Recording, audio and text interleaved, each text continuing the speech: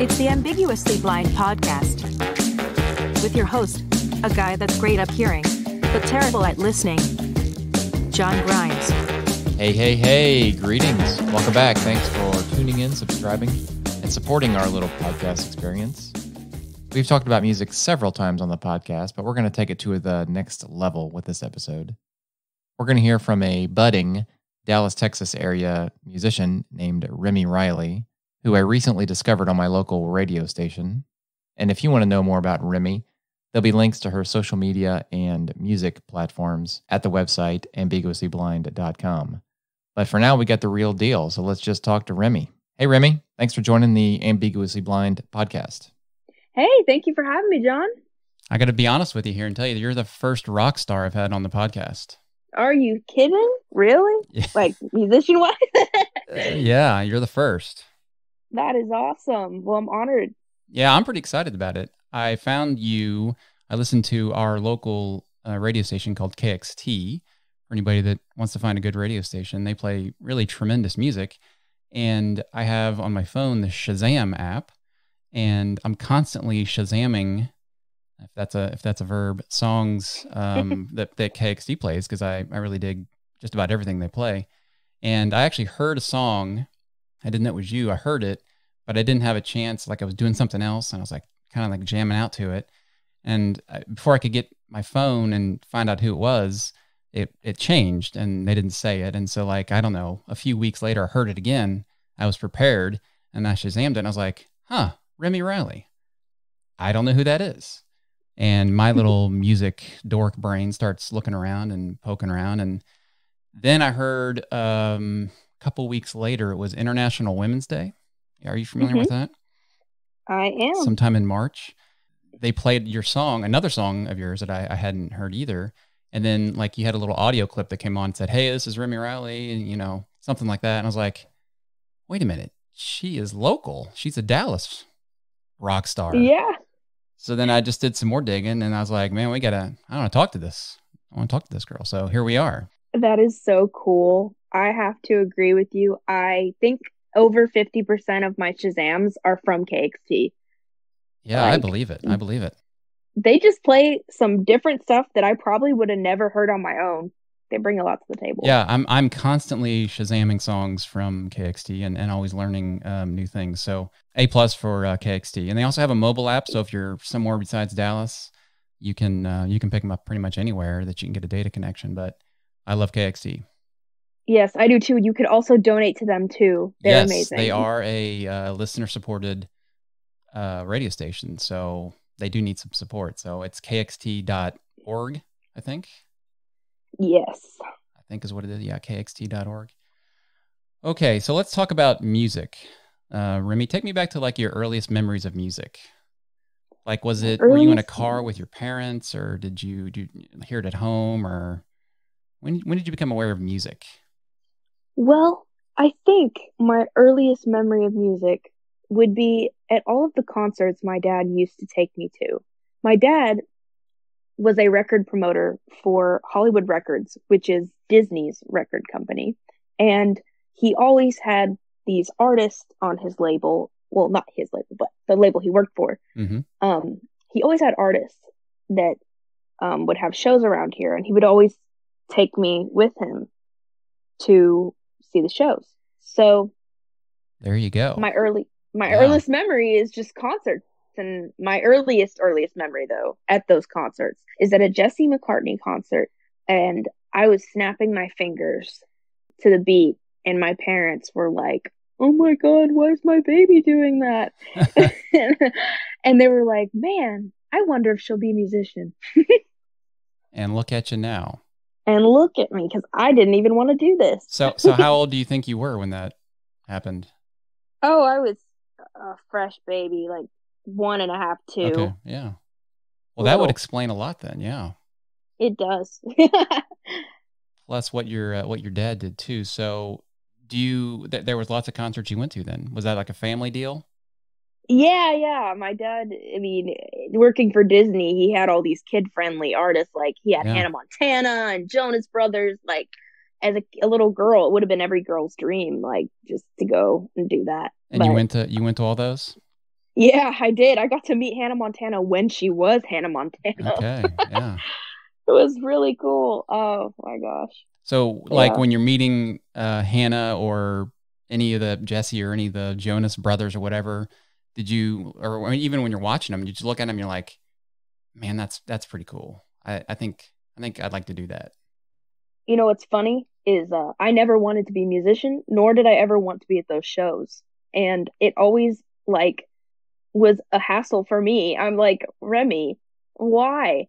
I never wanted to have anything to do with music, and it broke my dad's heart. He Mm. he was like, "Oh no!" Like my both of my parents, they met in radio. My mom was a DJ, and my dad was a promoter, and it was a cute little love story. But Yeah, sounds like it. Okay, this is all starting to make a lot more sense now. yeah, um, I yeah, I never wanted anything to do with music, and then it clicked one day. But I do have memories of always watching the drummer, which ended up being my first instrument I learned. The drummer, huh? Yeah, So I always was intrigued. when did you learn the drums? I learned the drums at 11. And is that something you learned at home or something in school or both? I learned it at home. So you have a drum set at home? I do. It's so Or much fun. or you did, I guess, when you were 11. And was that your Oh, I dad's? still have it. No. He got it for my 11th birthday. Oh, okay. Oh, yeah, this is totally making sense now. I mean, music is basically in your blood, it sounds like, even though you maybe didn't want it to be originally. And was that maybe because your parents, like you're like against your parents? Like, I don't want to do what my parents want me to do, or, one of those kind of rebel kind of things? Or was it just, you don't know, you just really weren't into it? Oh, not at all. I thought music or being a pop star was considered girly as a child. And I was like, no, there is no way. I was kind of a tomboyish kind of girl growing up. Like, I didn't like girly stuff. So I was like, that is for girls. Like, like, I don't know why. I just was so against it. And now I'm like the girliest girl, and I love music, and it's hilarious how much I've just night and day changed from a little kid to a teenager. Hmm. And I absolutely don't think I have any reasons for not wanting to be a musician. I just didn't like it, and I always found it boring. Like, I wanted to be a chef, and I can't even cook. That's the ironic thing. I can't cook anything. I don't know what I was thinking as a kid, but no, I don't have a genuine answer for you. Yeah. Okay. So the drums, were you, so you started out as a drummer. Were you in like choir growing up? Did you sing? Or what other instruments came into the fold after the drums? Well, I was in choir, and in middle school I was in choir and in a percussion in the band, and I quit that because I couldn't. I wasn't like really into the whole reading music thing, but I started on drums when I was 11. My dad brought home this cajon from an artist that was playing. Her name was Zella Day, and I wanted to do what she was doing because I I was just intrigued by the cajon because I always wanted to play drums, but I was like, wow, this thing is portable and small and looks like a lot of fun. So that led into the drums. Then after that, I started getting more into my music, like more serious with it. So my dad told me, "Oh, Remy, you need to learn another instrument, or else you can't write music." And I was like, "Oh, whatever. Like I'm a drummer, Dad. Like you don't now." But he was right. Like I wasn't really gonna write much on drums, so I learned piano and quickly fell in love with it. And then for my 14th birthday, I got a guitar and started learning that, and it's just been like history ever since. I just love playing the three instruments all the time and perform mainly with the piano and guitar. But yeah, That's interesting. Okay. So were either of your parents musicians? I mean, they worked obviously in music and radio and music promotion or whatever, but did they play instruments themselves? no, they do not. My dad plays a little bit of guitar. My mom doesn't play anything at all. And in fact, we have no trace of trace of any musicians in the family until like way, way back in our ancestry. It's kind of mind blowing. Like there's nobody. So maybe it skipped a couple dozen generations or something then maybe. Maybe so. It's what I'm thinking. Okay. And as far as like your early musical influences, I think you've kind of named a few already. I don't know if you consider them influences, but what was the stuff that you were into at a younger age anyway? At a younger age. Well, like When you I was mentioned Jesse like, McCartney and the Jonas Brothers and that kind of stuff. You went to those shows reluctantly, I think. But like, was there stuff that you were definitely into? oh yeah, I was definitely into Jesse's music and Hannah Montana and all them. I loved all of that stuff. But when I was little, funny enough, my mom is a huge rap fan and my dad's a huge metal fan. It's Interesting like combination. Yeah. right. They are so funny. But I loved rap growing up. Like that's all my mom would play with me growing up, like Run DMC and like all of like the old school raps. That's Mm-hmm. all she'd play with me, and that's what I grew up on. So that's what I was into as a kid. And then my dad raised me on a bunch of metal stuff and like hard rock, classic rock, and I ended up loving indie music. So I guess I got this weird mix of both. I love jazz. I'm like the only one in my family that likes jazz, and it's really funny to What me. kind of jazz do you like? Do you like loungy jazz or like smooth jazz or like because there's even lots of Um, variations or like old school like 50s 60s jazz there trying is. I think I love all jazz. Like I just, like it's Miles so amazing. Davis, that kind of stuff. I like a guy named Joe Pass. I don't know if you know him. He's like a older one, but No, I don't know he's, Joe. but yeah, I love his stuff. I think my love for jazz grew because my piano teacher was a jazz pianist. Hmm. So I think I really was inspired by her, and her name is Julie Bonk, amazing piano player, and How long she's was she your incredible. instructor for? About 2-3 years, and yeah, I learned from the best in my eyes. So then your influences have kind of changed. You probably don't. Do you still listen to a lot of Hannah Montana? Oh, no. Yeah. My influences did change. Right now I'm currently into Foster the People and The Cure and the band called James Supercave. I'm into Anderson .Paak and all stuff like that. Very indie, very into the R&B, like soul scene. All of that inspires me right now. Okay. If you had to pick like a decade of music from the past, like 60s, 70s, 80s, 90s, early 2000s, teens, which one do you think is the best for the kind of music you like? 90s or 60s. Okay, good. We're like-minded on that then. That's pretty good. Yeah, I like the 90s and the 60s. I'm going through a huge 60s phase right now. I don't know what it is. I like it's even the clothes. Like I've been dressing like a little 60s Yeah. lately, and I've getting really into like the whole flower patterns and Yeah. everything. And the music, it's just like, oh my gosh, I wish I got to live through the 90s. I really love the clothes and music and everything. It sounded like it was a good time. Yeah. I think it was. Yeah. I mean, let me do you own a pair of bell bottoms? I do. Okay. More than one? Um, I believe so. Yeah, I I mean, have these. Oh, sorry. Go ahead. I just gonna say I don't know if you can. I guess you can find them. Do you have to go to like thrift stores to find them, or is that popular again? You can go. Oh, I thrift all the time, but you can go to thrift stores, and I mean, they're kind of in right now in some places. Like, there's a lot of hippie stores that'll Mm-hmm. sell them. Okay. But yeah, I have these vintage ones from the 70s that have these flowers embroidered like all the way down, and it Yeah. has the word love on it, and it's Nice. so cool. It's my grandma's. She told me they're from the 70s, so Yeah. they're Nice. pretty cool. So from the 90s, other than I guess I don't know if Hannah Montana was 90s Nah, she was like early or 2000s. yeah. So who like from the rock and roll world? Who would you like from the 90s? Oh my gosh. Oh, would it be basic to say Nirvana? No, I was kind of thinking that you might say that. Either That's Nirvana or I don't know. I have a lot of like I can't even think off the top of my head. But yeah, I like them a from lot. like more Of grunge course. rock kind of thing. Yeah, I love grunge and like the new wave stuff, like The Cure and the Smiths. Mm-hmm. Yeah. Oh my gosh, absolutely. One of my favorite things. Do you know there's several bands in Dallas. I wanted to kind of talk to you about the Dallas music scene too. Yeah, you familiar with the old 97s? Oh my gosh, yes, I used to play with the drummer, Philip. Okay. Yeah, they're amazing. Yeah. Love them. So I presume you consume music digitally probably now. You have an iPhone or an iPod or something like that, MP3 player. Who is like in your heavy rotation right now, or on Spotify or whatever? What are you listening to now?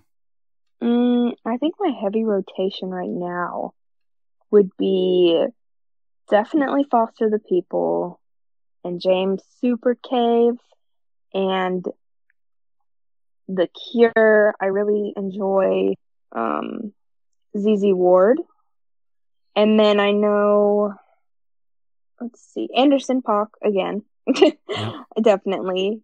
This guy named Scott James, he's really cool, like a slower kind of Bad Sons. They're definitely probably going to be in my Spotify rap this year. They're like I would say they're indie group, but anything indie really, I'm just totally into. Yeah, okay. So where do you go to find, I think we've already said that KXT is a great source for that type of stuff, but where else do you go to find new music? Finding new music, just on Spotify, you can really go down the rabbit hole of just like going to an artist that you really like. And then if they're in the suggested, you know how it goes, like people you might like, you could click on those and you can just go down this rabbit hole of like just finding new music that you love, or you can look up playlists on Spotify and it'll give you all of the suggested music. And that's how I find all of mine. Was it hard for you to get on those platforms? I don't think it was terribly hard. I believe SoundCloud is really easy to get onto. Spotify and Apple Music, I believe there's a little fee, and then you just have to like fill out some forms and stuff, and then it's done. Yeah, just kind of sign your life away, basically. Basically, no big deal. Okay, well, let's talk about your music and your your writing style, or what is the first song you wrote? You remember? I do. I was 5 years old and I wrote it with my mom, and it was called What's Wrong with Me. And it was very strange for a 5-year-old girl to write this because it was about a guy who was asking himself, what's wrong with me? Why can't I have a nice girl? It's pretty advanced for 5-year-old, yeah. My mother and dad, they all thought it was so funny. But I was this little girl writing from a guy's perspective, like, what's wrong with me? Like, why can't I have like a girl like that? And that was my first song. And we're thinking about like rewriting it and bringing it back just to say like, hey, I wrote this at 5. Yeah, that's it would pretty be cool. funny. Yeah. But yeah, I do remember that was my first song, and I was inspired to write it from Jesse McCartney because he had a song kind of based around that same idea, and I took it and like ran with it. All right, let's fast forward to more like today. Do you have a certain writing process, or do things just come to you, or do you sit down or have a method for how you come up with things? I don't really have a writing process. I know a lot of artists do like things that like help them write, but like I don't really get a choice of whenever it's going to happen or not, which is horrible because when I have co-writes, I usually end up not writing anything because when I force myself or have an intention to do it, it never happens. I have to be like doing something and it just randomly sparks inspiration and I go and write. And usually the times where that happens the most is at live shows. Whenever I'm at a live show watching somebody like, sing or play, it usually sparks an inspiration for me and I go home and write immediately after. So do you carry like a pad and a pen with you, or do you do like a voice memo, or do you type it on your pad on your notepad on your phone or something, or you just go home and it's on your mind for that long? Oh, I would not be able to remember that kind of stuff. I definitely do sometimes. If I remember, I bring a notepad to shows because that's how I've written one of my songs, Just Stop. I was watching a Joshua Ballas at this. He's a local artist. He's amazing at Deep Elm Art Company, and he inspired me so much that I sat there and wrote a whole song without anything, like not even knowing what it would sound like. It was just words. And I came home and made up the melody and chords after, which was not usual for me. And I usually have that. And if I don't have anything to write on, I'll use random things around me like paper straw wrappers or napkins or something from the bar or my notes app, and definitely voice memos. Voice memos is a songwriter's best friend. Yeah, I've heard that before too. Yeah. As I mentioned earlier, I heard you on the local radio station, and they played this little clip about you telling the first time you heard your song played on the radio. And it was like a 5-second soundbite of what it was like. And I just wondered if you could expand on that a little bit. Do you remember the first time or can you recall the first time you heard your song played on the radio? Oh my gosh, yes. I'll never forget that feeling. Did you know it was happening? Oh yeah. They Was it on the local show? Yes, Okay, it was. They had the announcement before, and they told me, Amy Miller, I absolutely adore her. Yeah. She so supportive and sweet and done so much for me in my music career. She had announced on there that she was going to be playing my song 26 on the local show, which was my first single. And I remember sitting at my kitchen table with my mom and my dad. Oh no, it was my mom. And I was sitting there waiting, and I was like just sitting there and waiting, and then I heard my song, like the first note of my song, and my eyes just like opened so wide, and I was like, no way. And then halfway through the song, I started crying.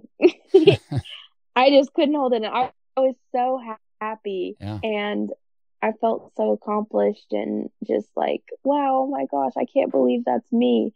And then immediately after, Charlie Crockett played, and I was like, oh, I was right before Charlie. So were you getting were your friends clued in on this too? Did you get some immediate text messages and phone calls or stuff? I did. They were like, oh my gosh, Remy, congrats. Like, I saw you. I've heard you. And I was so, so happy. It felt like a dream, honestly, just hearing myself on a radio for the first time. And every time that they play me and somebody sends me a screenshot of it on the radio or a video or something, Mm-hmm. it just makes my day completely. Or if I'm sitting in the car, like I remember one time my dad and I were coming back from band practice, and my song Burn played on the radio, and I was like, why are you playing my song? And he was like, I'm not playing it. Yeah. And I was like, oh my gosh. Yeah, that's the song that I heard and didn't get to Shazam in time, and then went back and Shazammed it later. That's a very cool song. Oh, thank you so much. That's a very cool song. What is the coolest thing about playing? You like playing in front of live crowds, I presume? I really do. Well, the last year or so has been kind of a downer for that. So how did you fight through that? I did some live streams. I did collabs like through, like, what is it called? Virtually. I can't believe I didn't think of the word virtually. I did a lot of virtual, collaborations, like with artists like Ryan Berg. We did a cover of Daniel Caesar, and I did some open mics that were virtual, a lot of that, just a ton of virtual stuff. And I tried to write as much as I could, but I started writing right now. Like right now, for some reason, has been a good time for writing, but like this, like COVID, I didn't write much, which really makes me sad because I had all that time, but it's okay. Yeah, well, it comes when it comes, I guess, right? So it really, really does. Like I do not get a choice. But yeah, that's how I dealt with it. It wasn't too horrible. Yeah. Have there been any times where you're playing somewhere and you're like, man, this is pretty cool. I can't believe I'm playing here. Oh yeah. I had a couple of those moments. Like anytime I play in Deep Ellum, I get that feeling. Where's your favorite place to play down there? Oh my gosh. Deep Elm Art Company. I love playing Club Dada. And when I played Trees, it was one of the most magical nights ever. Yeah, that's a legendary place. I think Dada is as well. Yeah. But you mentioned Nirvana earlier, and there's there was an incident with Kurt at Trees back in the day. My dad was at that show. He was. He was. Okay. I've only seen the video. So he was there. Wow. Yeah, my dad. So it's so funny. My dad's at the Nirvana show, and there's this picture, and right in the back, you can see this dude, this bald dude. That's my dad.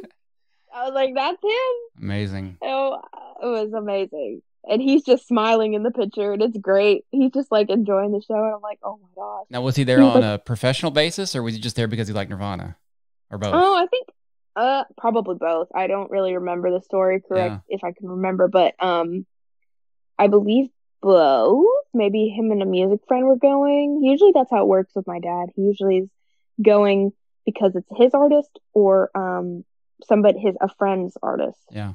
But yeah, that was kind of a legendary show, and that was probably, I don't know, 30 years ago, I would guess. Yeah, that was a crazy one. They say that at that show, he was in a closet and refused to come out to play that show.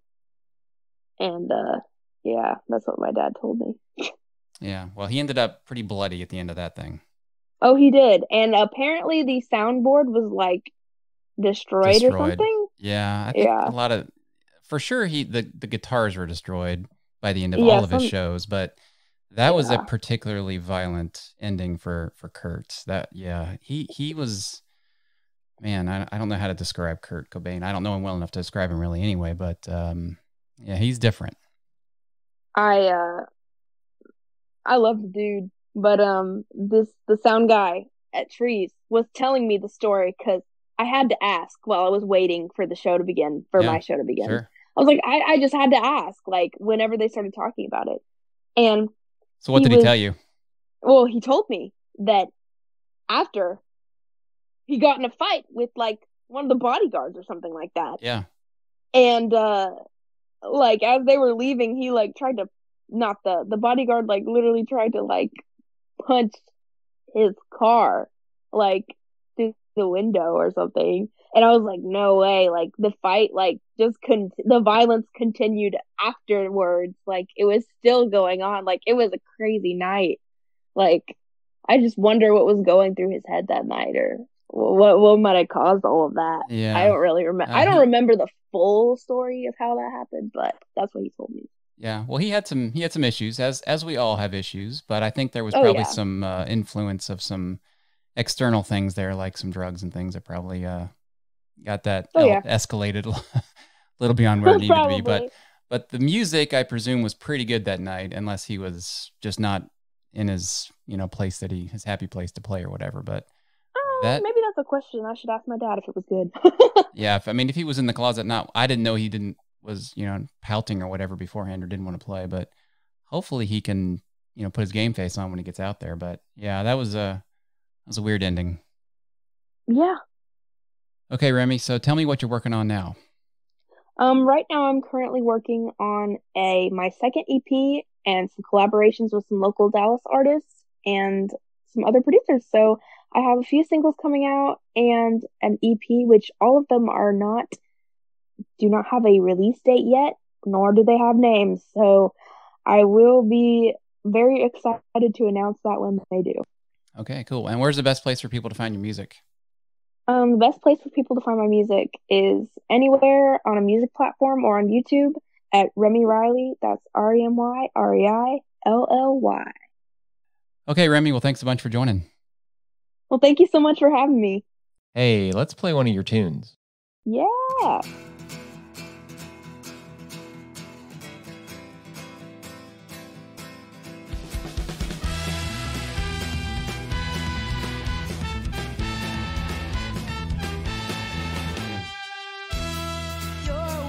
Tragedy, honey, falls on the weak and confused, preys on the good ones mainly. Oh, the new, well, you can have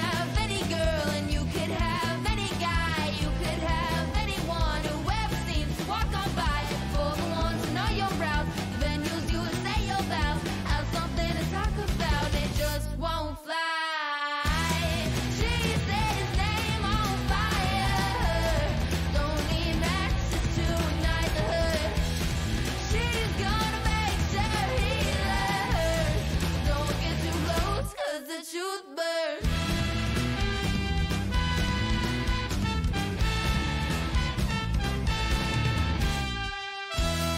I'm a walking miracle, honey. Links to the weak and confused. Praise on the bad ones mainly. Oh, you know, the use. Well, you can change any girl and you can change any guy. You can change the whole damn room from jumping to stay paralyzed. Of all the ones who know your strengths, all the fame and all the ranks, have something to say and it just won't fly. Jesus' name on fire. Don't need matches to ignite the hurt. She's gonna make sure he learns. But don't get too close, 'cause the truth burns. And it burns, and it burns, and it burns, and it burns, and it burns, and it burns, it burns, it burns. She set his name on fire. Don't need matches to ignite the hurt. She's gonna make sure he learns. But don't get too close, 'cause the truth burns. Let it burn, let it burn, let it burn, let it burn, let it burn. Don't get too close, 'cause the truth burns.